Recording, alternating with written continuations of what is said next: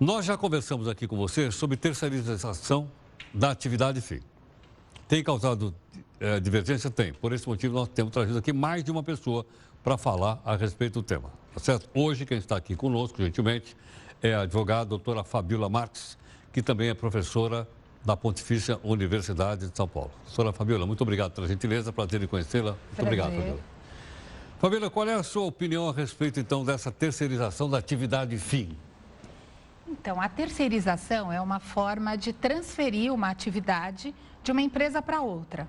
A ideia surgiu já há bastante tempo com o objetivo de você profissionalizar e garantir uma certa especialização nas atividades.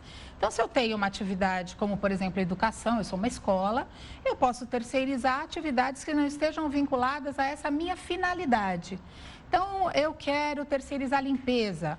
É muito mais simples, eu contrato alguém que que entenda desse serviço, dessa atividade, para limpar a minha escola.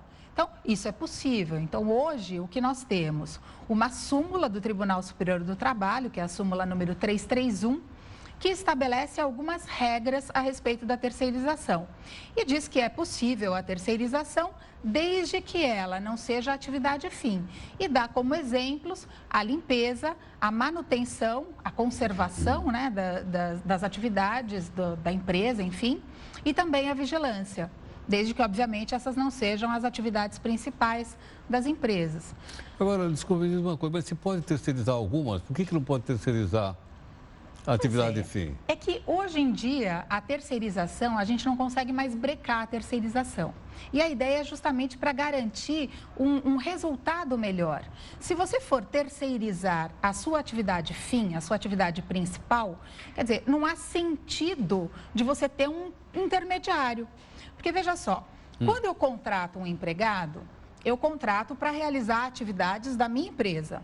Então, se eu sou uma escola, todos eles estão numa determinada categoria de profissionais que executam as suas atividades em instituições de ensino, né? Em entidades de ensino, muito bem. Todos eles, então, obedecem um mesmo sindicato, as regras previstas naquela convenção coletiva, um salário garantido para a categoria, horas extras previstas na convenção e tudo mais. Aí, o que aconteceu? Bom, eu preciso reduzir os custos. Como é que eu faço para reduzir custos? Bom, vamos tentar a terceirização.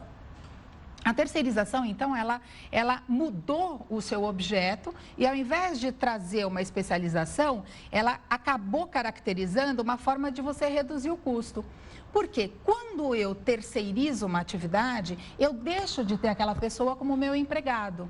Mas ela passa a ser empregada de outra. Ela passa a ser empregada de outra pessoa que agora... E eu sou cliente daquela outra empresa. Sim. Então, eu tenho entre duas empresas uma relação comercial. Sim. E um empregado. Aí você fala, bom, mas se eu estou criando uma relação agora triangular, né? Se tem mais uma pessoa nessa relação, como é que eu posso ter redução de custo?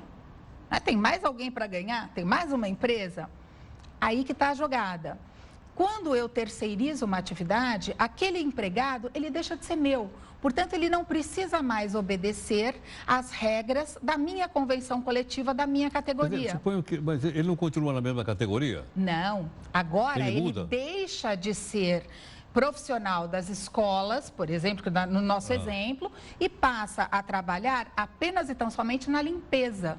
Então, ele tem uma outra categoria específica. Ele deixa da categoria das escolas e passa para a categoria das empresas, das limpadoras? Das limpadoras, exatamente. Que tem menos benefícios, que tem horas extras com valores menores, só o que está garantido pela legislação, um valor de salário da categoria mínimo profissional menor do que o das escolas, dos bancos. Então, a ideia foi justamente essa, olha, eu vou diminuir o salário desses empregados. Se eu puder terceirizar a atividade fim, aí você tem um completo desvirtuamento, porque se o objetivo é trazer uma especialização, ora, então para que eu preciso do prestador de serviços, né? do tomador dos serviços? Não tem necessidade. Entendo. Bom, como é que é? Então, você falou que a terceirização é inevitável, quer dizer... Em alguns setores? Hoje em dia, a terceirização, ela não existe mais como brecar a terceirização, eu acho. Né? Ela já está disseminada e em todas as atividades. A pessoa não chegou ainda na atividade, enfim, é isso? Exato. A grande dificuldade que nós temos, o grande problema é que você tem uma redução de salários e de direitos. Se você tiver essa atividade fim direto, você pode ter mais uma vez redução de direitos.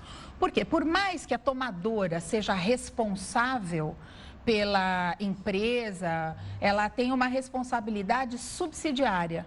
Quer dizer, eu como empregado da terceirizada, sou obrigado a processar a empresa terceirizada e se ela não tiver dinheiro para me pagar, aí sim eu posso cobrar da tomadora dos serviços, que é a pessoa para quem eu prestei os serviços. Então. Né? Agora, normalmente, ou infelizmente, muitas vezes, a empresa terceirizada não tem bens suficientes para pagar. E aí, quem vai ter que pagar é a tomadora. Então, ela corre o risco. Uma empresa que terceiriza corre o risco de ser acionada na Justiça do Trabalho, mesmo aquele cidadão não sendo empregado diretamente dela. Sim, por vários motivos. Porque ela tem que fiscalizar o efetivo cumprimento e o efetivo pagamento da legislação trabalhista daquela categoria que não é a sua. Então, existe uma responsabilidade subsidiária. Acho que muita gente não sabe disso. Não, e tem que entrar com ação contra as duas, já diretamente. Né? E tem outra questão ainda que é muito interessante.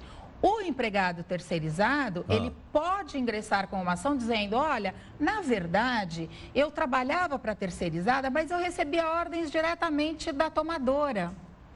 Eu trabalhava todos os dias pela tomadora. Na tomadora. Meu chefe era o da tomadora, é isso? E aí, o que ele faz? Ao invés de pedir os seus direitos para a terceirizada, ele vai cobrar diretamente da tomadora o pedido de reconhecimento de vínculo empregatício.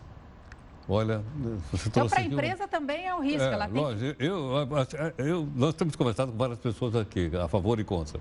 Eu digo, essas novas informações que você trouxe, eu nunca vi ninguém falar. Quer dizer, eu acho uma coisa realmente interessante para as pessoas se aprofundarem nisso. Se precaverem. Exatamente. A empresa tem que se precaver e fiscalizar a prestadora de serviços para que o empregado receba seus direitos. Nos contratos, o que a gente costuma fazer como advogado, quando você tem um contrato comercial entre a tomadora e a prestadora, é até estabelecer cláusulas dizendo, olha, se não houver o pagamento do fundo de garantia, eu vou reter o pagamento da verba que eu tenho para você. Se você não comprovar que está pagando a previdência corretamente, eu também não pago. Por quê? Porque você tem um risco aí muito grande de ser obrigado a pagar por aqueles trabalhadores terceirizados. Entendi. Realmente é muito, muito interessante. São muitas informações, Muitas informações. E o empresariado vive dizendo que não tem, que há uma instabilidade jurídica, que não se sabe exatamente, por esse motivo não contratam. Essa seria uma delas ou não? Nós não temos uma lei específica. Você tem apenas e tão somente uma decisão do Tribunal Superior do Trabalho, né? E que não explica, né, todas as situações. E hoje, cada vez mais, nós vemos atividades terceirizadas. Em prédios, em edifícios, hoje em dia, é comum a portaria ser toda terceirizada. Quer dizer, o síndico tem que pensar que ele tem que fiscalizar a empresa, porque senão o condomínio pode ser prejudicado. Eu já vi casos de terceirizar apenas um dos porteiros. Os outros dois que trabalham nos demais horários são empregados. Quer dizer, é um risco muito grande da existência do vínculo empregatício. E outra situação muito complicada também é com a administração pública, que não responde e terceiriza, né? Ela tem a responsabilidade subsidiária, mas a vítima, né, o empregado, ele tem que provar a culpa da administração pública. Não basta o não pagamento das verbas. Doutora Fabíola, obrigado pela aula. Obrigada a você. Muito grato, viu? Muito obrigado. Prazer em conhecê-la.